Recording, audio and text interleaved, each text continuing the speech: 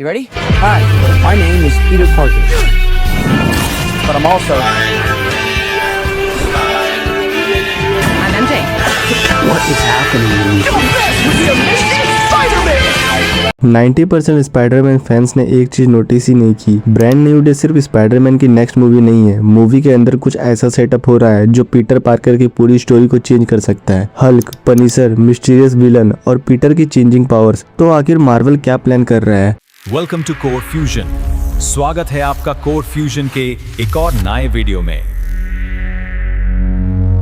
सोचो, स्पाइडरमैन के पास अब सुपर पावर्स है, न्यूयॉर्क है, सूट है और क्राइम फाइट करने का पूरा फ्रीडम भी है। लेकिन एक प्रॉब्लम है, पीटर पार्कर को दुनिया भूल चुकी है, एमजे भूल चुकी है, नेड भूल चुका है और सबसे पेनफुल बात, पीटर उन्हें भूल नहीं पाया। और स्पाइडरमैन ब्रांड न्यू डे की सबसे डार्क स्टोरी शायद किसी विलन के बारे में नहीं, पीटर पार्कर के अंदर हो रहे चेंजेस के बारे में है। नो वे होम के बाद पीटर का रियल पनिशमेंट। नो वे होम के एंड में पीटर ने दुनिया को अपनी आइडेंटिटी भुला दी। सबकी मेमोरीज रीसेट हो गई, लेकिन पीटर की नहीं। मतलब पीटर ने दुनिया को सेव तो कर लिया, लेकिन उसकी प्राइस थी कंप्लीट लोनलीनेस। अब ब्रांड न्यू डे में पीटर एक नॉर्मल लाइफ जीने की जगह फुल टाइम स्पाइडरमैन बन चुका है और यहीं से मूवी का रियल इमोशनल कॉन्फ्लिक्ट स्टार्ट होता है। पीटर के पास अब डिस्ट्रैक्शन नहीं है, no Avenger family, no best friend, no normal relationship, बस स्पाइडरमैन। पीटर पार्कर ने अपने ह्यूमन साइड खो दी और यही मूवी का सबसे इंटरेस्टिंग डार्क एंगल है। पीटर पहले स्पाइडरमैन और पीटर पार्कर के बीच बैलेंस मेंटेन करता था, स्कूल, फ्रेंड्स, लव, फैमिली और सुपर हीरो लाइफ। लेकिन अब इक्वेशन कम्प्लीटली चेंज हो गई। पीटर के पास प्रोटेक्ट करने के लिए पूरी सिटी है, लेकिन पर्सनली उसके पास ऑलमोस्ट कुछ भी नहीं बचा। और जब कोई इंसान लॉनलीनेस को बहुत ज्यादा टाइम तक कैरी करता है तो पर्सनैलिटी चेंज होना नेचुरल है। मतलब पीटर का बिगेस्ट एनिमी साइड बाहर नहीं, उसके अंदर है। ये ब्रांड न्यू डे का एक मेजर मिस्ट्री है। पीटर की पावर्स इवॉल्व हो रही है और मूवी इस ट्रांसफॉर्मेशन को सिर्फ एक कूल सुपर हीरो अपग्रेड की तरह ट्रीट नहीं करती। क्वेश्चन ये है, पीटर को ये पावर मिली कैसे और उसकी बॉडी इस चेंज को एक्सेप्ट क्यों नहीं कर पा रही? ट्रेलर में भी पीटर को अनयूजुअल फिजिकल ट्रांसफॉर्मेशन को हाईलाइट किया गया है और यहाँ से एक डेंजरस पॉसिबिलिटी सामने आती है। अगर पीटर की पावर स्ट्रॉन्गर हो रही है तो क्या उनका साइड इफेक्ट भी स्ट्रॉन्गर होगा? क्योंकि सुपर हीरो स्टोरीज में पावर जितनी बड़ी होती है, प्राइस भी उतनी ही बड़ी होती है। अब आते हैं मूवी के सबसे अनएक्सपेक्टेड एलिमेंट्स में से एक पर,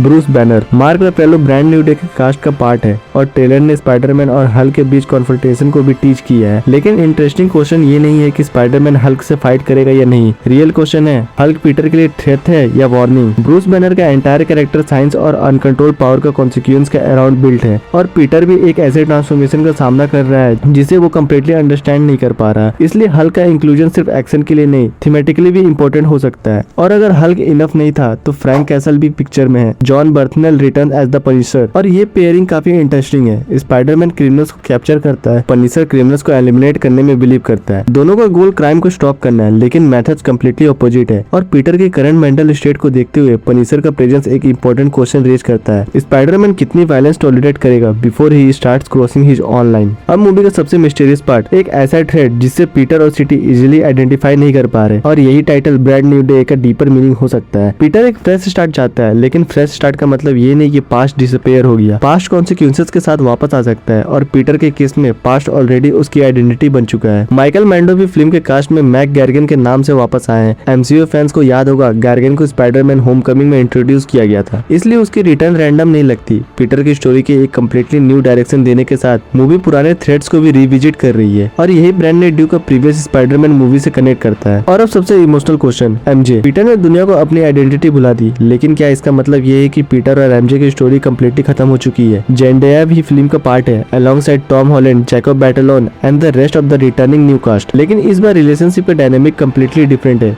पीटर एमजे को जानता है, एमजे पीटर को नहीं जानती। और इमेजिन करो, आप जिस पर्सन से सबसे ज्यादा प्यार करते हो वो आपके सामने हो, लेकिन उसके लिए आप कम्प्लीटली स्ट्रेंजर हो। That's arguably Peter Parker darkest punishment. तो ब्रांड न्यू डे एक्चुअली किस बारे में है? मेरे अकॉर्डिंग ये मूवी सिर्फ स्पाइडरमैन के नेक्स्ट एडवेंचर की स्टोरी नहीं है, ये एक ब्रोकन पीटर पार्कर की स्टोरी है जो दुनिया को सेव करते करते खुद को लूज कर रहा है। उसके पास पावर है, रिस्पॉन्सिबिलिटी है, एक्सपीरियंस है, लेकिन पर्सनल लाइफ ऑलमोस्ट जीरो। और जब उसके पावर्स भी चेंज होने लगते हैं तब प्रॉब्लम सिर्फ विलन्स की नहीं रहती, प्रॉब्लम ये बन जाती है पीटर पार्कर खुद कितना कंट्रोल में है। स्पाइडरमैन ब्रांड न्यू डे के बिगेस्ट मिस्ट्री ये नहीं है कि स्पाइडरमैन किस विलन से फाइट करेगा, बिगेस्ट मिस्ट्री ये है पीटर पार्कर किस वर्जन ऑफ हिमसेल्फ के साथ फाइट कर रहा है। एक तरफ एमजे और नेट की मेमोरीज, दूसरी तरफ हल्क, पनिशर, स्कॉर्पियन और एक अनसेन थ्रेट, और बीच में पीटर पार्कर, ऐसा स्पाइडरमैन जिसके पास दुनिया को बचाने की पावर है लेकिन शायद खुद को बचाने का कोई आइडिया नहीं। और भाई अगर मार्वल ने इस इमोशनल एंगल को प्रॉपर्ली एग्जीक्यूट किया तो ब्रांड न्यू डे सिर्फ एक सुपर हीरो मूवी नहीं, पीटर पार्कर की सबसे डार्क चैप्टर बन सकती है। कमेंट करो, क्या पीटर के न्यू पावर्स उसकी सबसे बड़ी स्ट्रेंथ है या उसकी सबसे बड़ी वीकनेस?